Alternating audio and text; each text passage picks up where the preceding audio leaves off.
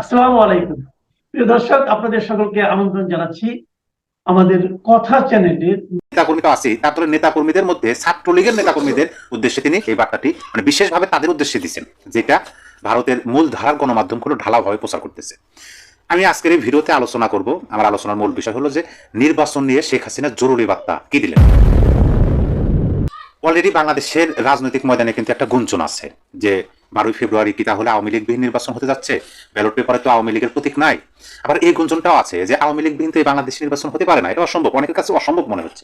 এবং পাশাপাশি এই কথাও অনেকে বলতে চেষ্টা করতেছেন যে নির্বাচনটা হয়তো পিছিয়ে যাবে। যেমন অলরেডি আদালতে একটা রিট হয়েছে, তত্ত্বাবধায়ক সরকারের অধীনে যেন নির্বাচন হয়, এরকম একটা রিট কিন্তু চলতেছে। তার রেফারেন্সে অনেকে কিন্তু আমরা বলতেছি যে এপ্রিলও হয়তো বা যাইতে পারে।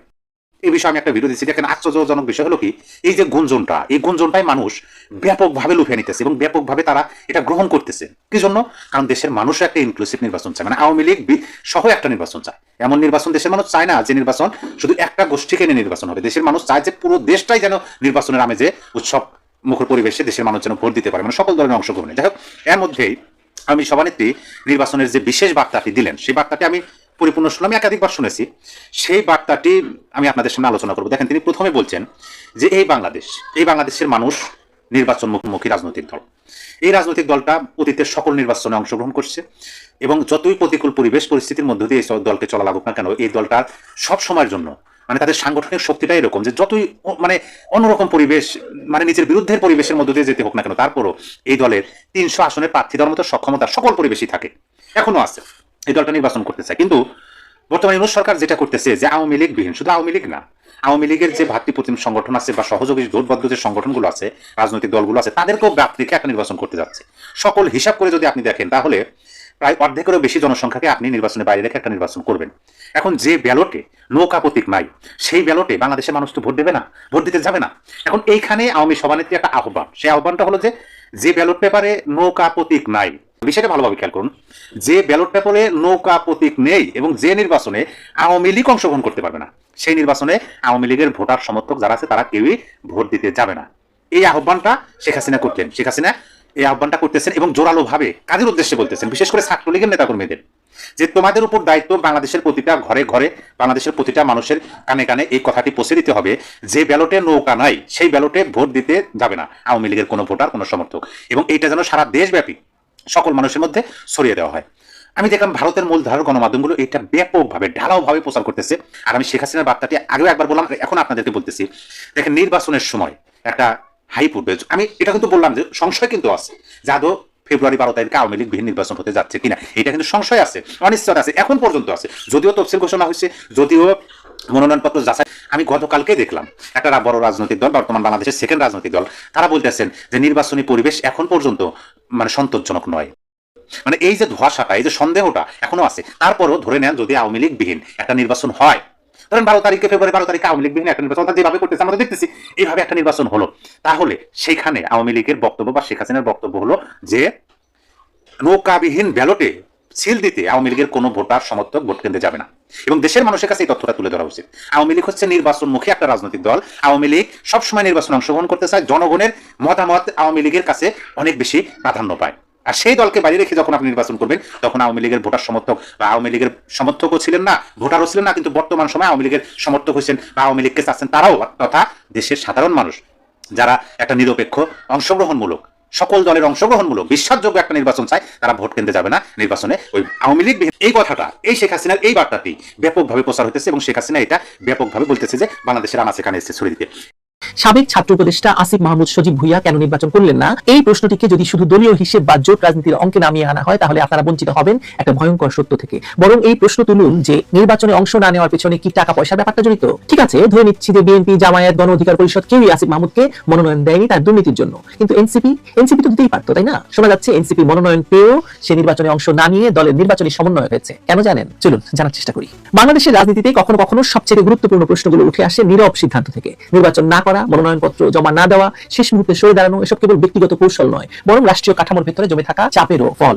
নির্বাচনে অংশ নেওয়ার ক্ষেত্রে সবচেয়ে কঠিন এবং এড়ানো অসম্ভব শর্ত হলো সম্পদের হলফনামা। যদি এটা বছরের এই যে নির্বাচন হচ্ছে, সেখানে যারা নির্বাচনী হলফনামা দিয়েছেন, একজনের আঙুল ফুলে কলা গাছ না, বট গাছ হয়ে গেছে, এত টাকা আয় করেছে গত 1 বছরে, যাদের চা খাওয়ার পয়সা ছিল না, তারা গুলশানে ফ্ল্যাটে থাকে। সো আপনি এই প্রশ্ন তুললে হবে না, তাতে কিছু আসে যায় না, আপনি প্রশ্ন তুলতে পারেন। সেই ভয়, এই যে হলফনামা, এখানে রাজনৈতিক বক্তব্য চলবে না, কৌশল চলবে না, সংখ্যা, উৎস আর তাকে আপনার স্বাক্ষর দিয়ে সেটা প্রমাণ করতে হবে। একজন প্রার্থীকে বলতে হবে যে কত টাকায় আছে তার, কোথা থেকে এসেছে, কোন পথে এসেছে। এই জায়গাটা বাংলাদেশের রাজনীতিতে বহু প্রভাবশালী মানুষের জন্য অস্বস্তিকর, কারণ ক্ষমতার সঙ্গে সঙ্গে সম্পদের যে ভয়াবহ উল্লম্ফন তাদের ঘটে তা কাগজে ধরিয়ে দেওয়া সহজ নয়, বিশেষ করে যখন সেই সম্পদের উৎস প্রশাসনিক সিদ্ধান্ত, প্রকল্প, নিয়োগ বা টেন্ডারবাজির সঙ্গে জড়িয়ে থাকার অভিযোগ ওঠে। আসিফ মাহমুদের ক্ষেত্রে বিতর্কটা এখানে ঘনীভূত হয়েছে। তাকে শুধু ক্রিয়া উপদেষ্টা হিসেবে উপস্থাপন করা হয়, যেন তার দায়িত্ব সীমিত ছিল মাঠ, ফেডারেশন আর ট্রফির মধ্যে। বাস্তবে তিনি একই সঙ্গে স্থানীয় সরকার ব্যবস্থার সঙ্গেও যুক্ত উন্নয়ন, সবচেয়ে বড় বাজেটের জায়গাগুলো, এই পুরো কাঠামো যেখানে হাজার হাজার কোটি টাকার আর্থিক প্রভাব ঘটে, সেখানে উপদেষ্টার ভূমিকা আনুষ্ঠানিক ছিল না।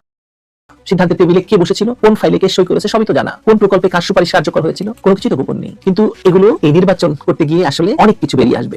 ঢাকা 10 আসনের মতো ব্যয়বহুল একটি আসনে নির্বাচন করতে গেলে যে অর্থনৈতিক সক্ষমতা লাগে, সেটা উৎস কি, এই প্রশ্ন এড়ানোর সুযোগ তো আসিফ বাবাজির নেই। অন্য রাজনীতিকদের সঙ্গে পারিবারিক সম্পদ, ব্যবসা বা দীর্ঘ রাজনৈতিক ক্যারিয়ার দিয়ে অনেক কিছু ব্যাখ্যা করা যায়, কিন্তু যে আসিফ মাহমুদ, সজীব ভুইয়ার মতো যারা হঠাৎ করে রাজনীতিতে এলো, তাদের সম্পদ কোথা থেকে এলো, এই প্রশ্ন তো আসবে। তারেক রহমান না হয় লন্ডনে তার 17 বছর ধরে যে বিলাসবহুল জীবন কাটালেন, সে প্রশ্ন কেউ তুলছে না তার সম্পর্কে। তিনি ঢাকায় যাওয়ার আগেই তার বাড়ি হয়ে যাচ্ছে, কোটি কোটি টাকা দামের গাড়ি হয়ে যাচ্ছে, এসব নিয়ে কেউ প্রশ্ন তুলবে না। কিন্তু আসিফের ব্যাপারটা তুলবে। আসিফ মাহমুদের রাজনৈতিক উত্থান তুলনামূলকভাবে হঠাৎ এবং ক্ষমতার সক্ষমতা নিয়ে স্বাভাবিক কৌতূহল তৈরি হবে মানুষের মধ্যে হয়েছে। এই কৌতূহল আরো তীব্র হয়েছে যখন দেখা যাচ্ছে যে একের পর এক দল তাকে প্রার্থী করতে আগ্রহী হয়নি, শেষ পর্যন্ত পিছিয়ে গেছে। জাতীয় নাগরিক পার্টি বা এনসিপিতে যোগ দিয়ে নির্বাচন না করার ঘোষণা দেওয়া, আবার একই সঙ্গে দলের নির্বাচন পরিচালনা কমিটির দায়িত্ব নেওয়া, এটা রাজনৈতিকভাবে নিরাপদ একটি অবস্থান। অনেকে বলছেন তিনি পালিয়ে যাবেন। আমারও মনে হয় যে এই হিসাব দিতে না হওয়ার ফলে তিনি হয়তো নির্বাচনের আগে দেশ ত্যাগ করতে পারেন। ক্ষমতার প্রভাব আছে তার, কিন্তু ব্যক্তিগত আর্থিক হিসাব জনসম্মুখে দেওয়ার ঝুঁকি তো তার নেই। তিনি দায়িত্ব পালন করবেন, দায় থাকবে না। বাংলাদেশের রাজনীতিতে একটা নতুন ফর্মুলা না, জোট রাজনীতির ভেতরে কথাবার্তা এখন খুব গুরুত্বপূর্ণ। জামায়াত ইসলামী স্পষ্ট করে জানিয়েছে বিতর্কিত কাজের দায় তারা নিতে প্রস্তুত নয়। এটি কেবল আদৌটি প্রশ্নের মুখে পড়বে। ফলে আসন ছাড়তে অস্বীকৃতি আসলে এক ধরনের আগাম সতর্কতা। আরেকটি দিক হলো দুর্নীতির অভিযোগগুলো যে কেবল সামাজিক যোগাযোগ মাধ্যমের গুঞ্জন, তা কিন্তু নয়। প্রকাশ্যে বিক্ষোভ হয়েছে তার বিরুদ্ধে, তার দলের নেতারাই তার বিরুদ্ধে বিক্ষোভ করেছে। সাবেক সহযোদ্ধা দল থেকে বহিষ্কৃত নেতা সকলেই প্রকাশ্যে তদন্তের দাবি তুলেছে তার বিরুদ্ধে। তখন বিষয়টিকে আপনি গুরুত্ব না দিয়ে শুধু রাজনৈতিক ষড়যন্ত্রগুলো উড়িয়ে দিবেন, তা তো হবে না। তারা যে দাবি করেছে উপদেষ্টা থাকাকালীন নিয়োগ, প্রকল্প এবং টেন্ডারের তালিকা জনসম্মুখে আনতে হবে, এটা আসলে গণতান্ত্রিক জবাবদিহিতার ভাষা। কিন্তু বাংলাদেশে তো সেটা নাই, হওয়ার কথা নয়। ইউনুস দেবে? ইউনুস তো দেবে না। ইউনুস না দিলে ইউনুসের উপদেষ্টা কেন দেবে? ইউনুস গত 17 মাসে কি কি পেয়েছে তার হিসেব দেবে? তার হিসেব যদি না দেয় তাহলে কেন দেবে বাকিরা? এখানে দুর্নীতি দমন কমিশনের নিরাপত্তা প্রশ্নের বাইরে নয়। দুর্নীতি দমন কমিশন যদি সত্যি স্বাধীন এবং সক্রিয় হয়, তাহলে শেখ হাসিনার জন্য এত তৎপরতা চালালে আসিফ মাহমুদ, সজীব ভুইয়ার যাচাই তো করতে হবে, একটি পরিষ্কার অবস্থান তাকে ব্যক্ত করতে হবে। কিন্তু আসিফ মাহমুদ, সজীব ভুইয়া বা মাহফুজ আলম সম্পর্কে কিন্তু দুর্নীতি দমন কমিশনের কোনো হেলদোল নেই, তদন্তের দৃশ্যমান কোনো অগ্রগতি নেই। বিশেষ করে আসিফ মাহমুদ, সজীব ভুইয়া, এপিএস এর ব্যাপারটি নিয়ে আপনি সন্দেহ করতেই পারেন। মানুষ ধরে নিচ্ছে যে ভয় করছে না, নয়তো বোঝাপড়া হয়ে গেছে। সবচেয়ে বিপজ্জনক জায়গাটা হলো নৈতিক বৈধতার প্রশ্ন। একজন মানুষ খুব অল্প সময়ের মধ্যে জীবনযাত্রার মানে নাটকীয় পরিবর্তন আনলে সমাজ প্রশ্ন করবেই। এই প্রশ্ন ব্যক্তিগত আক্রমণ নয়, একটি রাষ্ট্রের স্বার্থে ওঠা প্রশ্ন। কারণ রাজনীতি যদি এমন জায়গায় দাঁড়ায় যেখানে ক্ষমতা মানে দ্রুত সম্পদ আর সেই সম্পদের হিসাব দেওয়ার প্রয়োজনীয়তা থাকে না, তাহলে গণতন্ত্র নামের কাঠামোটা কেবল আনুষ্ঠানিকতায় পরিণত হয়। আসিফ মাহমুদের নির্বাচন না করা তাই একক কোনো কারণের ফলাফল নয়। এখানে হলফনামার ভয়, জোটগুলোর অনীহা, দুর্নীতির অভিযোগ, আবার রাজনৈতিক কৌশল, কিন্তু সবকিছুর কেন্দ্রে ঘুরে ফিরে একটি বিষয়, তার অর্থের উৎস। কত টাকা, কোথা থেকে, কিভাবে, এই 3টি প্রশ্নের উত্তর সন্তোষজনক না হলে দাঁড়ানো এবং পর্দার আড়ালে ক্ষমতার খেলায় থাকা আসিফ মাহমুদ, সজীব ভুইয়ার মতো চালাক, ধুরন্ধর এটাই বেছে নিয়েছে। এই প্রশ্ন উত্তরগুলো যদি কখনো স্পষ্ট না হয়, তাহলে ক্ষতিটা শুধু একজন রাজনীতিকের নয়, ক্ষতিটা রাষ্ট্রের। কারণ গণতন্ত্রের চুপ থাকা মানে প্রশ্নহীন ক্ষমতাকে মেনে নেওয়া, আর প্রশ্নহীন ক্ষমতাই শেষ পর্যন্ত সবচেয়ে ব্যয়বহুল হয়ে ওঠে দেশের জন্য, মানুষের জন্য, ভবিষ্যতের জন্য। আমার মনে হচ্ছে এই টাকা চুরি করা দুর্নীতিবাজ ছাত্র উপদেষ্টারা দেশ ত্যাগ করবে। এখন আমেরিকার বল আছে বলে, শক্তি আছে বলে নিকোলাস মাদুরোকে তুলে নিয়ে গেলেন আমেরিকাতে। এখন কদিন পরে যদি ভারত বাংলাদেশে এসে ডক্টর ইউনূসকে তুলে নিয়ে যায় যে তুমি একতরফা একটা নির্বাচন করছো শুধু ভারত বিরোধীদেরকে দিয়ে, যারা বাংলাদেশপন্থী, যারা বাংলাদেশে যুদ্ধ করেছে, বাংলাদেশে অসাম্প্রদায়িক চেতনার বিকাশ চায়, যারা বাংলাদেশকে একটি গণতান্ত্রিক হেরিটেজের রাষ্ট্র তৈরি করতে চায়, যারা ধর্ম, বর্ণ, দল, মত নির্বিশেষে সব মানুষকে একটি রাষ্ট্রে অ্যাকোমোডেট করতে চায়, তাদেরকে বাদ দিয়ে তুমি নির্বাচন করতে চাচ্ছ, তোমাকে আমরা ধরে নিয়ে যাব। আপনি তখন কি করবেন? জাতিসংঘ তখন কি করবে? জাতিসংঘ তখন কি করলো, কি বলবে? দেখেন, খেয়াল করে, ভেনেজুয়েলা কিন্তু কখনো আমেরিকার কোনো অঙ্গরাজ্য দখল করার হুমকি দেয়নি। নিকোলাস মাদুরো কিন্তু কখনো আমেরিকার টেরিটোরিয়াল ইন্টিগ্রিটিতে আঘাত করেনি, না কাজে না কথায়। তারপরেও তাদের অর্থনৈতিক স্বার্থে আঘাতে লেগেছে দেখে আমেরিকা নিকোলাস মাদুরোকে সশরীরে তুলে নিয়ে এসেছেন, তুলে এনে তাকে বন্দী করেছেন। এখন তার বিচার হচ্ছে, বিচারটা কিসের ভিত্তিতে হবে? তিনি মাদক চোরা কারবার হিসেবে বিচার করবে। আপনি কি বুঝতে পারছেন আপনারা যে একটা রাষ্ট্রের প্রধান সংগ্রাম করছেন মাদকের বিরুদ্ধে? দক্ষিণ আমেরিকাতে বিশেষ করে যে কটি দেশ মাদকের জন্য সেরা, তার মধ্যে মাদকের রাজধানী হচ্ছে ভোগোতা, কলম্বিয়া। সেই কলম্বিয়ার চাইতে 10 ভাগের 1 ভাগ মাদকও ভেনেজুয়েলাতে নেই। তারপরে যদি আপনি ভেনেজুয়েলার পাশে মাদকের জন্য আরেকটি দেশ খোঁজেন, সেই মাফিয়া আরেকটি দেশ হচ্ছে মেক্সিকো, যেটি আমেরিকার প্রতিবেশী। এখন আমেরিকা তাহলে কেন এই মিথ্যা অভিযোগ তুলে নিকোলাস মাদুরোকে বিচার করছে? এর কারণ হচ্ছে নিকোলাস মাদুরো তার দেশে খুবই জনপ্রিয়। তার দেশেও ডক্টর ইউনুসের মতো এক কালপিটকে তৈরি করেছে, মাচুদা, যাকে এই আমেরিকা নোবেল প্রাইজ দেওয়ার ব্যবস্থা করেছে। এবং আপনারা দেখবেন কিছুদিন পরে তাকেই কিন্তু সিনে নিয়ে আসা হবে। এখন যে ভাইস প্রেসিডেন্ট আছে তাকে আমেরিকা প্রেসক্রিপশন দিয়েছে, আমেরিকার কথা মতো চলতে হবে, তার এখানে বসাবেন। তিনি এই ডক্টর ইউনুসের মতো রাষ্ট্রকে বিক্রি করার জন্য, রাষ্ট্রের তেল সম্পদ আমেরিকার হাতে তুলে দেওয়ার জন্য নোবেল প্রাইজ পেয়েছেন। এখন খেয়াল করে দেখেন ডক্টর ইউনুসের সাথে ওই মহিলার সম্পর্কটা কি, মানে তার রিলেশনশিপটা, তার যে অবস্থানটা কি। মানে পৃথিবীতে সব দেশে সবকালে ভৌগোলিক সীমারেখা বাদ দিলে আপনি দেখবেন সব জায়গাতে কিন্তু মির্জাফরের জন্ম হয়। মির্জাফররা যুগে যুগে আসে, ভবিষ্যতেও আসবে।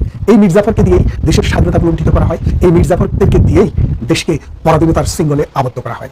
ডক্টর ইউনুস এসে যেভাবে আমাদের আমেরিকার কাছে আমাদের পোর্টটি তুলে দিল, আমেরিকা এবং ডেনমার্কের কাছে যেভাবে আরেকটি বন্দর দিয়ে দিল, যেভাবে করিডোরটি দিয়ে দিল, ঠিক যেভাবে একটি নন ডিসক্লোজার এগ্রিমেন্ট আমেরিকার সাথে করলো। আমেরিকা এখন সেনানিবাসে যেতে পারবে, আমেরিকা এখন পোর্টে যেতে পারবে, আমেরিকা যা কিছু নিয়ে আসবে সেটি চেক করা যাবে না। তার মানে ভবিষ্যতের নিকোলাস মাদুরো এ হতে যাচ্ছে।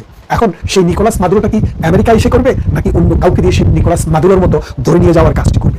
আপনারা একটা জিনিস খেয়াল করলে দেখবেন বাংলাদেশের 4000 কিলোমিটার জায়গা জুড়ে আছে ভারতীয় বর্ডার। এই ভারতীয় বর্ডারে 7টি ভারতের অঙ্গরাজ্য রয়েছে। আমরা দেখেছি এই তত্ত্বাবধায়ক সরকার বা অন্তর্বর্তীকালীন সরকার ক্ষমতায় আসার পর থেকে বারবার ভারতের অখণ্ডতাকে বিনষ্ট করার স্লোগান উঠছে এবং ভারতকে যতভাবে উত্তপ্ত করা যায়, ভারতকে যতভাবে পীড়া দেওয়া যায়, ততভাবেই এই ডক্টর ইউনূস চিন্তা করছে। এখন আগামী কয়েকদিন পর যদি ভারতীয় বাহিনী চিন্তা করে, রাশিয়া যেভাবে ইউক্রেন দখল করে নিয়েছে, ইসরায়েল যেভাবে গাজার উপরে হামলা চালিয়েছে, আমেরিকা যেভাবে নিকোলাস মাদুরোকে তুলে নিয়ে গেছে, বাংলাদেশের তুলনায় তার 4 পাশ দিয়ে ঘিরে রেখেছে তারা। এখন প্রতিনিয়ত হিন্দুদের উপরে যে নির্যাতন, ভারতে খেলতে যাবে না বলে যে আস্ফালন, এর ফলে যদি এখন ভারতের মোদী সরকার এরকম কোনো ডিসিশন নেয়, তাহলে ডক্টর ইউনূসকে কোন মামলায় গ্রেপ্তার করবেন? নিশ্চয়ই খুনের মামলায়, নিশ্চয়ই মানবতা বিরোধী অপরাধের মামলায়। কারণ অসংখ্য পুলিশের হত্যা করার পর ডক্টর ইউনূস সেটাকে মওকুফ করে দিয়েছেন। 4000 আওয়ামী লীগের কর্মীকে হত্যার দায় এবং সাম্প্রতিক ধর্ম অবমাননার দায়ে দীপু দাসকে রাস্তায় পিটিয়ে এবং আগুনে লাগিয়ে হত্যার দায় এই ডক্টর ইউনূসের বিরুদ্ধে সেই রকম একটি অভিযান যদি পরিচালিত হয়, তাহলে কিন্তু অবাক হবেন না। আপনাদেরকে আজকে একটা গল্প শোনাবো। সেই গল্পটা শোনানোর পূর্বে আরেকটা ভিডিও আপনাদেরকে দেখাতে চাই। কুকিং এর লেভেল গোলাম মাওলা রনি, আমি তাকে নিয়ে অনেক সমালোচনা করেছি, অবশ্যই সেটা যৌক্তিক এবং গ্রহণগত সমালোচনা। যৌক্তিক কিংবা গ্রহণগত সমালোচনার বাইরে গিয়ে আমি ব্যক্তি আক্রমণ কখনো কাউকে করি না এবং গোলাম মাওলা ধারণ করে পোল্টিবাজি করে গিরগিটির মতো আচরণ করে। কিন্তু এন্ড অফ দ্য ডেতে গিয়ে গোলাম মাওলা রনি তার যে কোয়ালিটি কুকিং করার মতো, এটা কিন্তু বাংলাদেশের অন্যান্য টকশো বিশ্লেষক কিংবা বাংলাদেশের অন্যান্য রাজনৈতিক বিশ্লেষক কিংবা গণমাধ্যম কর্মী এদের মধ্যে নাই। মাঝে মধ্যে এমন চমৎকার বিষয় কাব্যের মতো করে বলে, কবিতার মতো করে বলে, যেগুলো শুনলে অনেক হাসি পায় এবং ভালো লাগে এবং অনেক ক্ষেত্রে সেগুলো বাস্তব হিসেবেই আমরা দেখতে পাই। গোলাম মাওলা রনি একজন ব্যক্তিকে কুক করেছে রীতিমতো, তার সেই কুকিং লেভেলটা একবার দেখেন, এরপর আপনারা নিজেরাই বুঝে যাবেন গোলাম মাওলা রনি কাকে আসলে রান্না করে সেদ্ধ করে দিয়েছে। মেজাজটা এমন গরম হয়ে যায়, থাকে গুলশান বনানীতে 10,15,00,000 টাকার বাংলো বাড়িতে ভাড়া অথবা কিনে সে বলছে যে তার বার্ষিক ইনকাম 7 লাখ টাকা, চড়ে 10 কোটি টাকা দামের গাড়িতে। তো এই লোক 7 লাখ টাকা ইনকাম তার বছর হয় কি করে? তো প্রথমে চাপকানো উচিত, আচ্ছা মতো পিঠ লাল করে দেওয়া উচিত, যে পিটিয়ে যে তুমি যে বাড়িটাতে থাকো ভাড়াই তো মাসে 10 লাখ টাকা, টাকা পাবো কই? তুমি 7 লাখ টাকা ইনকাম আসলে কোথেকে? এই যে অনেকগুলো জিনিস আসে। থাকে গুলশান বনানীতে ব্যবহার করে 10 লাখ টাকা ভাড়া মূল্যের বাংলো, সেটা হতে পারে কেনা, সেটা হতে পারে ভাড়া, ব্যবহার করে সব জায়গায় বলে পাবলিকলি যে তার বাৎসরিক ইনকাম 7 লক্ষ টাকা। একজন ব্যক্তি বাৎসরিক যদি তার ইনকাম 7 লক্ষ টাকা হয়, সে কি আদতে 10 লক্ষ টাকা দামের বাংলো ভাড়া নিয়ে থাকতে পারবে? সে কি আসলেই 10 কোটি টাকা দামের গাড়ি ব্যবহার করতে পারবে? সে তো 10 কোটি টাকার গাড়ি না, সে 1 কোটি টাকার গাড়ি ব্যবহার করতে পারবে না। তাকে ব্যবহার করতে হবে টয়োটা এক্স করোলা, এর বাইরে সে কোনো গাড়ি ব্যবহার করার স্বপ্নেও ভাবতে পারবে না। আর এই ব্যক্তিটা হচ্ছে বিএনপির প্রধান নেতা জনাব তারেক রহমান। বাংলাদেশের বিভিন্ন গোয়েন্দা সংস্থা, পাশাপাশি পাকিস্তান ভিত্তিক বিভিন্ন ষড়যন্ত্রকারী চক্র, আন্তর্জাতিক ষড়যন্ত্রকারীরা খুব করে চাইছে তারেক রহমানকে মিডিয়ার সামনে ভালো সাজাতে, খুব করে চাইছে তারেক রহমানকে সুশীল বানাতে, খুব করে চাইছে তারেক রহমানকে সুশীল বানিয়ে সারা বাংলাদেশের মানুষের মগজের মধ্যে ঢুকিয়ে তাকে প্রধানমন্ত্রী হিসেবে বের করে নিয়ে আসতে। কিন্তু সাপ কি কখনো আদৌ পরিবর্তন হয়?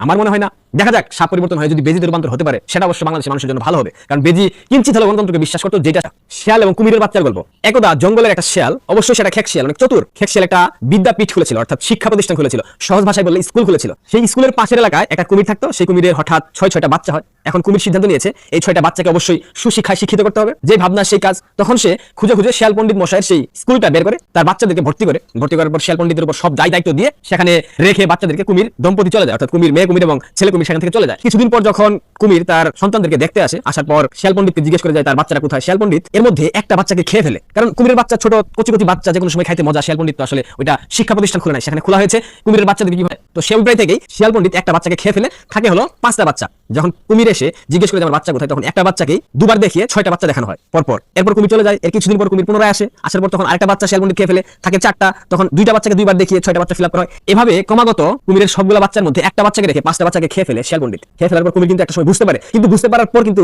কুমিরের আর কোনো কিছু করার থাকে না। ঠিক একই রকম ভাবে বিএনপিকে গিলে গিলে খাবে জামাত, খাচ্ছে জামাত, ভবিষ্যতেও খাবে জামাত। গত সপ্তাহে তারেক রহমানের সাথে জামাতের আমির সাদা শকুনের একটা বৈঠক হয়েছে, আপনারা নিশ্চয়ই দেখেছেন। বাংলাদেশের রাজনীতিতে সবসময় সবাই বলার চেষ্টা করে বাংলাদেশ আওয়ামী লীগ মুক্তিযুদ্ধকে কুক্ষিগত করেছে, বাংলাদেশ মুক্তিযুদ্ধ নিয়ে রাজনীতি করেছে, বাংলাদেশ আওয়ামী লীগ মুক্তিযুদ্ধ নিয়ে ব্যবসা করেছে। কিন্তু 5 আগস্টের পর আমরা কি দেখেছি? এই মুক্তিযুদ্ধকে রক্ষা করার জন্য, এই মুক্তিযুদ্ধের ইতিহাস ঐতিহ্য সংস্কৃতি রক্ষা করার জন্য কোনো রাজনৈতিক দল সামনে এগিয়ে আসেনি। এখানে বিএনপির একটা ব্যাপক সম্ভাবনা ছিল। বিএনপি চাইলে বাংলাদেশের মুক্তিযুদ্ধের পক্ষের শক্তি হিসেবে নিজেদেরকে স্টাবলিশ করতে পারতো। বিএনপি চাইলে সারা বাংলাদেশের মানুষের মধ্যে এই বার্তা দিতে পারতো তারাও মুক্তিযুদ্ধের সপক্ষের শক্তি। এতদিন বাংলাদেশ আওয়ামী লীগ মুক্তিযুদ্ধকে পুঁজি করে রাজনীতি করেছে, মুক্তিযুদ্ধকে নিয়ে ব্যবসা করেছে, বঙ্গবন্ধুকে এককভাবে জাতির পিতা হিসেবে তারা বুঝিয়েছে, সম্মান করেছে, আর কাউকে সেই সুযোগটুকু দেয়নি। কথা বারবার বিএনপি নেতাকর্মীরা আওয়ামী লীগের শাসনামলে বলার চেষ্টা করেছে। কিন্তু প্রকৃতপক্ষে বিএনপি আদৌ কি মুক্তিযুদ্ধকে ধারণ করতে পেরেছে? যদি পারতো 5 আগস্টের পর কেন 7 জন বীর শ্রেষ্ঠের প্রতিকৃতি ভেঙে ফেলা হলো, মুক্তিযোদ্ধাদের প্রতিকৃতি ভেঙে ফেলা হলো? জিয়াউর রহমান নিজে একজন সেক্টর কমান্ডার ছিলেন, তিনি মুক্তিযুদ্ধের পক্ষে পারপাস করতে পারে না? বিএনপি চাইলে কি পারতো না 5 আগস্টের পর মুক্তিযুদ্ধের পক্ষের শক্তি হতে? পারতো, কিন্তু আদর্শিক জায়গাটা তো স্ট্রং হতে হবে।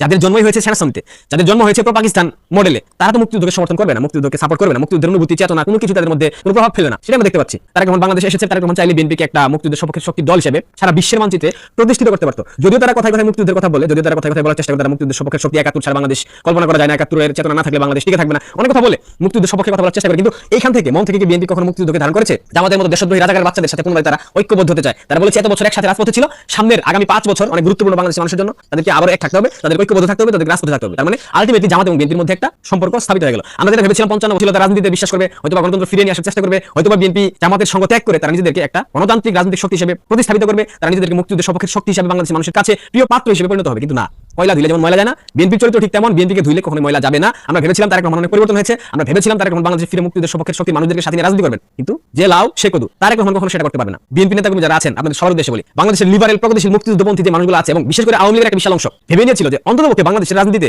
জামাতের মতো মৌলবাদী শক্তি ক্ষমতা নিয়ে আসা যাবে না, ক্ষমতা নিয়ে আসার জন্য মন্দের ভালো হলো বিএনপিকে তারা ভোট দেবে, তারা দেওয়ার জন্য মনোনিবেশ করেছিল। যদি বিএনপি জামাতের সাথে সম্পর্ক ত্যাগ করতে পারতো সেক্ষেত্রে, এখন যেহেতু বিএনপি আবার জামাতের সাথে সম্পর্ক জোড়া লাগিয়েছে, সেক্ষেত্রে এই লিবারেল প্রগতিশীল ভোটাধিকার হয়তো সেটা হতে পারতো 20%, হতে পারতো 30%, হতে পারতো। তারা কিন্তু এখন বিএনপিকে ভোট দেবে না, কারণ তারা বুঝে গেছে বিএনপি পরিবর্তনশীল নয়, বিএনপি যা ছিল তাই আছে তাই থাকবে। সো কেন তারা বিএনপিকে ভোট দেবে? ভাই রিজনটা কি? কোনো রিজন নাই। এখন বুঝুক বিএনপি জামাতের সাথে জোট করে কি হবে, বিএনপি আলটিমেটলি লাভটা কি? কোনো লাভ নাই। মৌলবাদী শক্তি হিসেবে বাংলাদেশের বুকে আবার প্রতিষ্ঠিত হলো, একটা চমৎকার সুযোগ ছিল বাংলাদেশপন্থী রাজনীতি করার, একটা চমৎকার সুযোগ ছিল মুক্তিযুদ্ধের সপক্ষে ঢাল হয়ে দাঁড়ানোর, কিন্তু বিএনপি সেটা পারে নাই। তারেক রহমানের মতো অথর্ব, বিএনপির শীর্ষ পর্যায়ের মতো অথর্ব মূর্খদের এই ধরনের প্রবণতা কাজই করে নাই, দেখতে তো পাচ্ছেন না। সো জামাতের সাথে সম্পর্ক করেন, সম্পর্ক ঠিক করেন, জামাতের সাথে সংসার করেন, আর কয়েকটা বাচ্চা কাচ্চা পয়দা করেন, কিন্তু আলটিমেটলি বাংলাদেশের রাজনীতি থেকে একটা সময় জামাত টিকে থাকবে, বিএনপি টিকে থাকতে পারবে না, কারণ বিএনপির কোনো আদর্শিক জায়গা নাই। জামাতের একটা আদর্শিক জায়গা আছে, একটা মতাদর্শ আছে, তারা মুক্তিযুদ্ধের বিপক্ষের শক্তি, তারা 71 রাজাকারদের উত্তরসূরি, তারা পাকিস্তান হিসেবে ফিরে পেতে চায়। কিন্তু বিএনপি একটা দল এখানে মুক্তিযুদ্ধ চায়, পাকিস্তানও চায়। তো দুই নৌকায় পা দিয়ে কেউ কখনো নদী পার হতে পারে না, বিএনপি সেটা পারবে না। অদূর ভবিষ্যতে বাংলাদেশ আওয়ামী লীগ যখন ক্ষমতায় ফিরবে, মুক্তিযুদ্ধের সপক্ষে অন্য কোনো রাজনৈতিক দল দাঁড়িয়ে যেতে পারে, কিন্তু বিএনপি ভেঙে যাবে, এটা আপনারা নিশ্চিত থাকতে পারেন। কিন্তু জামাতের আদর্শ টিকে থাকবে, কারণ জামাত তাদের আদর্শে অনর, তাদের আদর্শ থেকে তারা কখনো বের হয়নি, তারা এখনো 71 মুক্তিযুদ্ধের জন্য ক্ষমা প্রার্থনা করেনি। সো আপনাদেরকে বুঝে নিতে হবে, বিএনপির মতো মধ্যমপন্থী দল কখনো বাংলাদেশ রাজনীতিতে বেশি দিন সার্ভাইভ করতে পারবে না। ভবিষ্যৎ রাজনীতি যেদিকে আগাচ্ছে সেক্ষেত্রে এটা একেবারে ইম্পসিবল। বাংলাদেশে দুইটা দলই টিকে থাকবে, মুক্তিযুদ্ধের সপক্ষের শক্তি একমাত্র বাংলাদেশ আওয়ামী লীগ এবং মুক্তিযুদ্ধের বিরোধী শক্তি জামাত, সবাইকে নিয়ে টিকে থাকবে, বিএনপি মাঝখান থেকে বিলীন হয়ে যাবে।